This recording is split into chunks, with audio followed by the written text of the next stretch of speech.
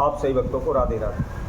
तो आज हम सही भक्तों के लिए हर बात की बातें इस वीडियो के माध्यम से, इस चैनल के माध्यम से एक ऐसा महाप्रयोग बताने वाले जिससे निश्चित ही आपके वंश की वृद्धि हो, धन की वृद्धि हो, उसमें कभी भी कोई भी किसी प्रकार की हानि नुकसान नहीं होगा, कोई भी रुकावट नहीं आएगी। दिन प्रतिदिन आपके धन में वृद्धि बढ़ती चली जाएगी, कारोबार व्यापार बढ़ता चलेगा तथा आपके वंश में वृद्धि होने लगेगी। यह एक इतना महाचमत्कारी उपाय है।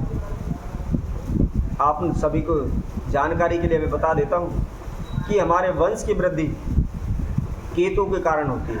यदि हमारी कुंडली के अंदर केतु नीच का बैठा हुआ है या केतु का शुभ फल हमें प्राप्त नहीं हो रहा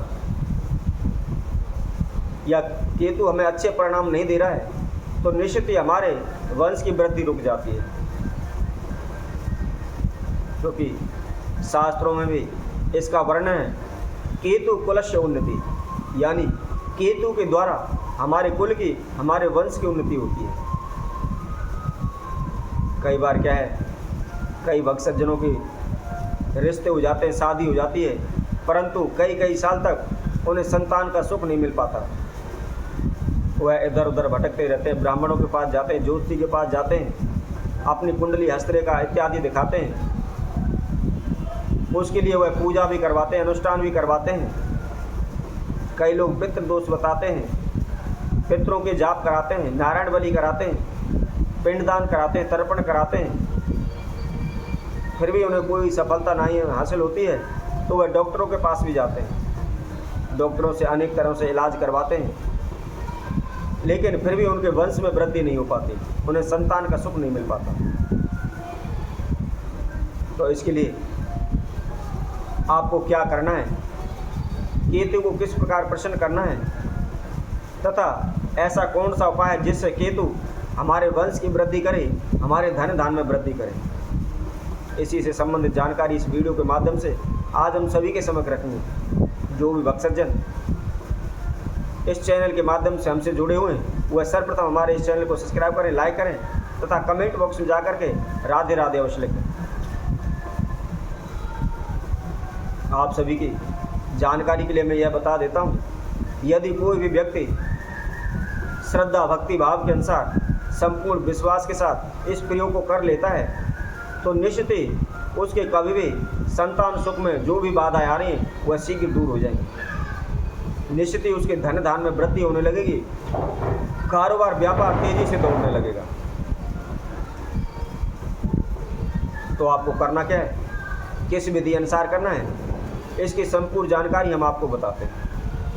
आपको कुछ खास ज़्यादा नहीं करना है, केवल एक तो काले कलर का ऊनी कपड़ा लेना है, वो आपकी श्रद्धा है, 1.25 मीटर का भी ले सकते हैं, 2.25 मीटर का भी ले सकते हैं। इसके साथ साथ में आपको 125 ग्राम काले तिल लेने हैं और इसके साथ साथ 125 ग्राम ही आपको सफ़ेद तिल लेने हैं और इसके साथ साथ 7 आपको कच्चे कोयले लेने हैं।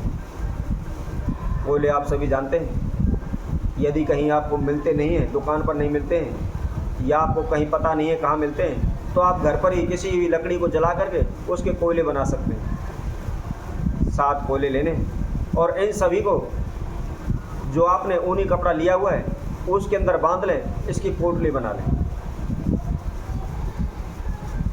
पोटली बनाने के बाद आपको यह अपने ऊपर से 7 बार उल्टा घुमाना है। ध्यान रखें, इस प्रयोग को आपको शनिवार के दिन करना है तथा दोपहर बाद यानी संध्या के समय पर करना है।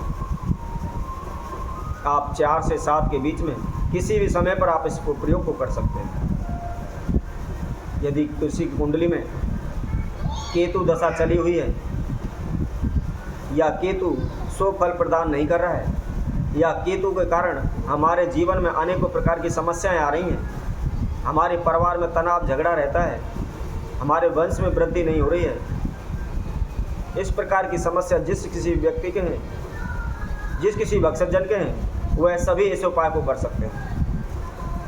इससे उपाय को करने से निश्चित ही शीघ्र आपकी सभी समस्याओं का समाधान हो जाएगा। आपके कुल की वंश की वृद्धि होने लगेगी, धन धान की वृद्धि होने लगेगी तथा घर परिवार में शांति बनी रहेगी। तनाव का जो भी माहौल है वह शीघ्र ही समाप्त हो जाएगा।